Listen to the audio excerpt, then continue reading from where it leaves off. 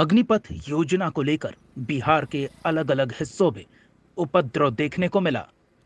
कई जगहों पर ट्रेनों को फूंक डाला गया। रेल और सड़क यातायात बुरी तरह से प्रभावित हुई। सड़कों पर धू धू चलते वाहन भी दिखे। लेकिन इस बीच जिस तरह से विरोध प्रदर्शन के बीच उपद्रवियों ने बीजेपी कार्यालय और बीजेपी नेताओं को निशाना बनाया, उसको लेकर सत्ताधारी दल के सहयोगियों के बीच ठन सी गई है। अग्निपथ योजना के विरोध में बिहार के विभिन्न जिलों में हुए हिंसक उपद्रव के बीच बीजेपी प्रदेश अध्यक्ष संजय जायसवाल ने राज्य प्रशासन की भूमिका पर सवाल उठाए। उन्होंने कहा कि बिहार में सुनियोजित ढंग से षड्यंत्र रची गई। अग्निपथ को लेकर हो रहे उपद्रव में प्रशासन की भूमिका पर सवाल उठाते हुए उन्होंने कहा कि उपद्रवी हिंसा और आगजनी करते रहे, लेकिन कहीं कोई लाठीचार्ज नहीं हुआ, कहीं आंसू गैस के गोले नहीं दागे गए, कहीं भीड़ को तितर बितर करने के लिए प्रशासन ने कोई बल प्रयोग नहीं किया। और ऐसे में उपद्रवियों ने बीजेपी कार्यालय और बीजेपी नेताओं को निशाना बनाया।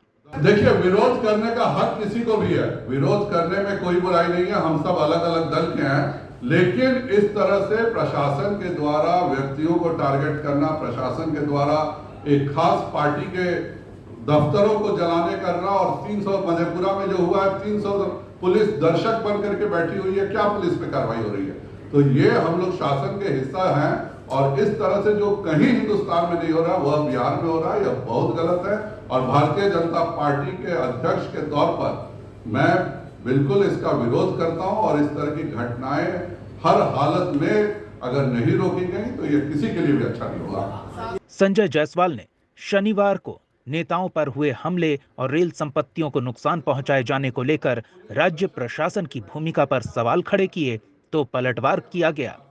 जेडीयू के राष्ट्रीय अध्यक्ष ललन सिंह ने कहा कि उनको सवाल करने से पहले अपनी नीतियों को देखना चाहिए। ललन सिंह ने कहा कि नीतीश सरकार हमेशा ही गुड गवर्नेंस के लिए जानी जाती है, उन्हें पता है कि सरकार कैसे चलाना है।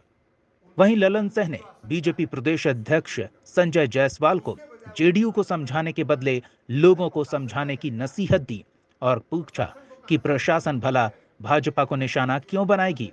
केंद्र ने जो अग्निपथ योजना घोषित की है, उसका आक्रोश लोगों में देखने को मिल रहा है। उनकी स्वाभाविक प्रतिक्रिया पर भी भारतीय जनता पार्टी को एड्रेस करना चाहिए। उनकी मन की जो आशंका है उसको दूर करना चाहिए। उसके बजाय वो प्रशासन पर आरोप लगा रहे हैं। अरे प्रशासन क्या करेगा? प्रशासन को कहां से क्या मतलब है भारतीय जनता पार्टी से और जनता दल यू से? लेकिन आपके जो आक्रोश से, जो छात्रों नौजवानों के आक्रोश के कारण जो आपका संतुलन, थोड़ा अपने को संतुलित करिए, जो संतुलन बिगड़ा है उस संतुलन का प्रभाव है कि आप अनर्गल आरोप प्रशासन पर लगा रहे हैं। नीतीश कुमार जी प्रशासन चलाने के लिए सक्षम व्यक्ति हैं और देश में गुड गवर्नेंस का उनको पुरस्कार मिल चुका है। तो इसलिए श्री संजय जायसवाल जी से शिक्षा लेने की जरूरत नहीं है, प्रशासन अपना काम कर रहा है। वहीं बीजेपी और जेडीयू के बीच इस विषय को लेकर तल्खी बढ़ती दिख रही है। ललन सिंह के बाद जेडीयू संसदीय बोर्ड के राष्ट्रीय अध्यक्ष उपेंद्र कुशवाहा ने भी बीजेपी के प्रदेश अध्यक्ष डॉक्टर संजय जायसवाल पर निशाना साधते हुए कहा कि संजय जायसवाल की बातों को गंभीरता से लेने की जरूरत नहीं है। वो पहले भी कई मुद्दों पर हल्की बातें कर चुके हैं। अगर उन्हें कोई दिक्कत है तो डीजीपी को आवेदन दें। देखिए, संजय जायसवाल जी के बयान को इतनी गंभीरता से लेने की जरूरत नहीं। हमेशा इस तरह की बात वो बोलते रहते। आज पहली बार उन्होंने सरकार के खिलाफ या प्रशासन के खिलाफ आरोप लगाया हो, ऐसा नहीं है।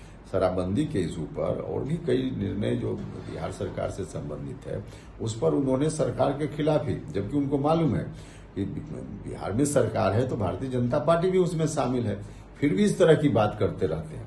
तो अब इस तरह की बात रोज रोज करते रहते हैं, उनकी बात का क्या मतलब है?